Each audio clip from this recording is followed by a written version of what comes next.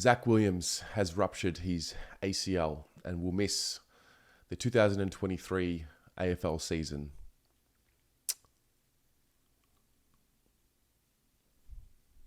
It's crazy. It's crazy. Seems to happen so often. Devastating news.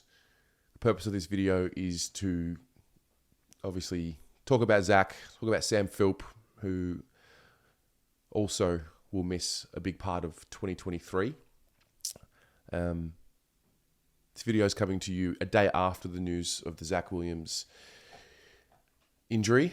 I was actually at a Bucks party when I got the message and I saw the tweet. So I was having a jolly good time and instantly had a sobering moment. First and foremost, obviously want to send thoughts and wishes to Zac. I know for a fact his preseason started very early, weeks after the Collingwood game. Really set himself up for a strong season. From all reports, he had done every single session, hadn't missed a beat. He was looking good. He was moving well.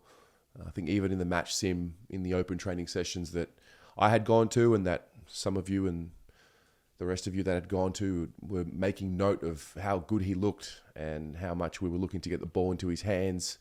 I think the notion of Sam Docherty moving into the midfield was an exciting one because obviously for Doc to do that, but also for Zac Williams to be able to, I guess, take more ownership of that halfback flank perhaps. So it's just devastating news. It really is. And it's another reminder of how brutal the sport is.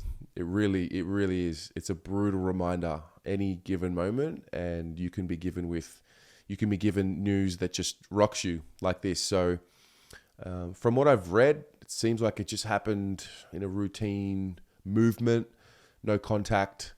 That's never a really good sign. What do you do? What do you do? Honestly, what do you do?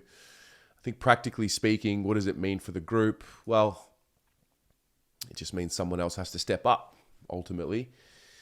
It means we might have to shuffle some things around. Obviously, the plan is always to play a season with Zac Williams. So now you've got to go to that next plan. It's unfortunate that we have to do this during the preseason and have to plan. But I guess at the same time, the silver lining in that is it's happened in the preseason and you can plan now rather than it happening during the season. A player that has to step up in a role that they weren't planning on playing for that year.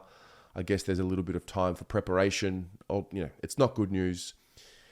But part of the sport and part of really everything is being able to manage and deal with setbacks as an individual, as a team, as a club, the whole lot. So, yeah, wishing Zac nothing but the best. Hopefully the recovery goes well and fingers crossed we get back to where we were 12 months from today and we're talking about a strong 2024 season.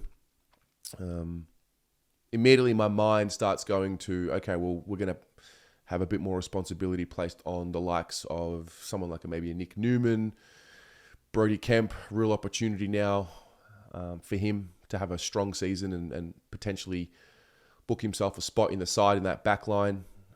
We know Caleb Marchbank's touch wood, fit and healthy. So, the hope that he is okay to play.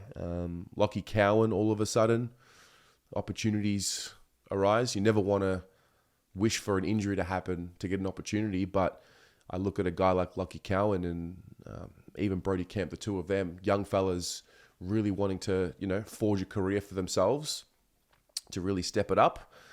Does Sam Docherty go back in defence now? Does that change that plan? I'm not sure. I guess the coaches will make that call. Do we look to the VFL? Do we look outside of the league for another player on the list? I believe now Zac Williams will be placed on the long-term injury list. So, there is an option there, practically speaking.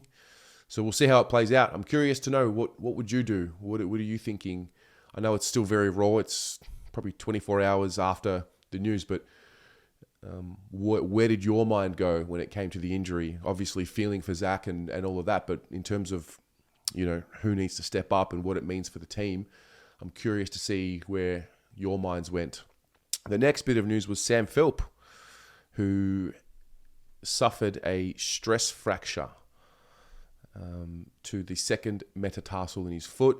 So it seems like a really serious injury because they're not putting a timeline on it. He's another one that's just had rotten luck. We just have not been able to get a fit and firing Sam Philp pretty much since he was drafted, which is really unfortunate for him. It's, again, unfortunately injuries are part of the game, but for Sam, he hasn't really seemingly had a clean run at it for, 6 to 8 months. So I don't know what this means for him. It's tough because, I'm a little bit unsure as to where he fits into the side, given he hasn't been able to play. He's been a little limited. His body's let him down somewhat.